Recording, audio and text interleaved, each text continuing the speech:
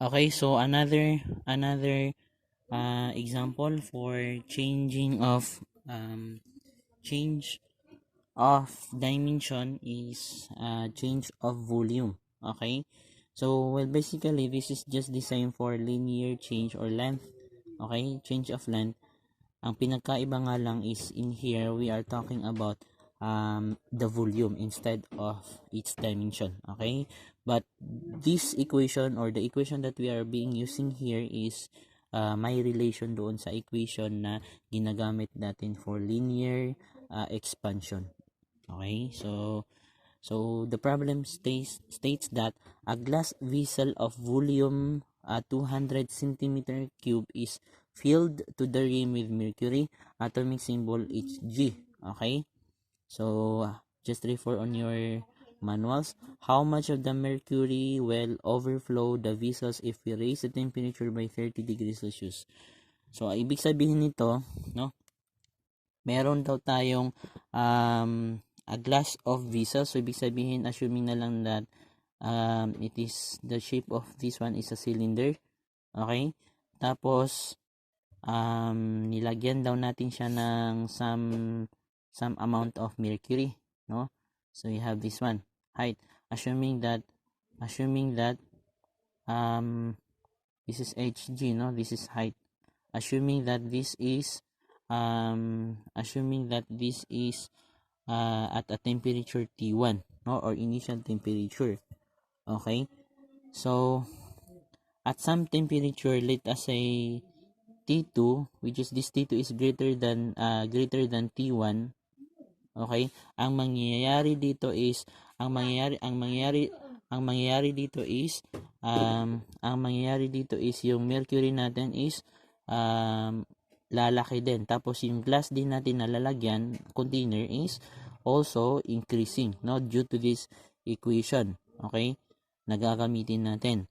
So ang hinahanap dito sa problem na to is syempre, no, pag lumaki ito siya, no, pag lumaki itong volume na to, syempre the liquid comparing to solid is mas malaki talaga yung increment niya in relation to temperature. Okay, bakit? Kasi yung liquid natin is maliit lang yung energy between its molecules, so that in every increment of temperature surrounding it is malaki yung kanyang increasing also, no? Unlike for solid na malaki yung energy or malaki yung force na nag-attract sa mga molecules niya, so its response in relation to change of temperature is maliit lang. Okay, so since ito siya is may nakalagay dito na mercury, then when the temperature is changing from T1 to T2, so ang tendency is ito siya, yung temperature is lumalaki din, no, lalaki, and then after until it comes to the situation na may mag-overflow, no. So syempre yung liquid na yung container din natin is lalaki din siya, but not totally mas malaki sa increment ng mercury natin kasi liquid nga as I have said kanina. So therefore may mag-overflow dito. So yan yung hahanapin natin. Okay, so here we have step number 1. So for us to be able to find the overflow, for step number 1, find the increase of the volume of mercury. Okay, so the equation that we have using here is change of V or change of volume is equals to beta, where beta is it is being used for volume times change of T. So beta for mercury, okay, given yan siya sa table table 20.2 natin. Okay, ito yan siya, ito. So hanapin natin yung mercury. Okay, alcohol, carbon, either gasoline, ito mercury. So it has a value of 0.182 times 10 to the power of negative 3 per degree Celsius. Okay, so 0.182, so that's why in here ayun 0.182 times 10 to the power of negative 3 per degree Celsius. So again, therefore just substitute the value. So change of V of mercury is 0.182 times 10 to the power of negative 3 multiplied by the volume, which is equals to 200 centimeter cube multiplied by 30 degrees Celsius kasi change of T. Okay? So, therefore, the total value is 1.09 times 10 to the power of 3.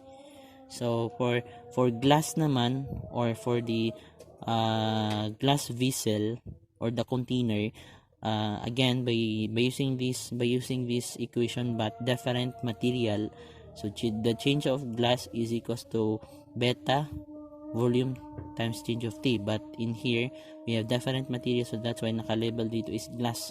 Okay? So, hahanapin natin dito kung ano yung value ng volume expansion ng glass. No?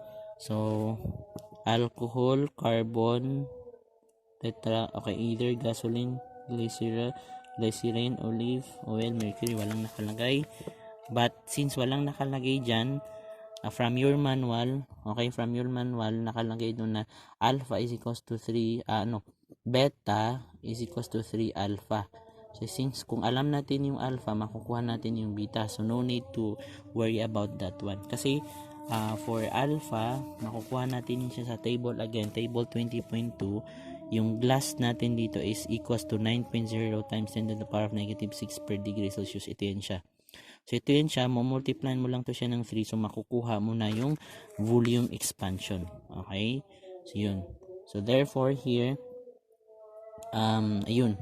Or actually, no, this beta glass, yun, nilagay na niya dito, diretso actually, para hindi ka na malito, nilagay niya dito na beta glass or beta is equals to 3 alpha. So, ang hahanapin mo lang is si alpha of the glass, or the linear expansion of the glass, which is equals to 9.0. So, by finding that one, makukuha mo na yung value ng change of volume. Okay? So, just multiplied by 3. Ito yung 3 actually na minimin ko kanina using this one. Okay? So, calculating this as a whole, so we have 0.16 centimeter cube. Okay? So, the overflow can be find, sabi dito strip number 3. Sabi dito, find the overflow by taking the difference between the increase of volume of mercury in the glass. Ibig sabihin nito, mahanap natin as being illustrated here, mahanap daw natin yung overflow by taking the difference between the change of volume of the mercury and then the change of volume of the glass. Syempre, as I have said kanina, nag-change yung volume ng glass, at the same time nag-change din yung volume ng mercury.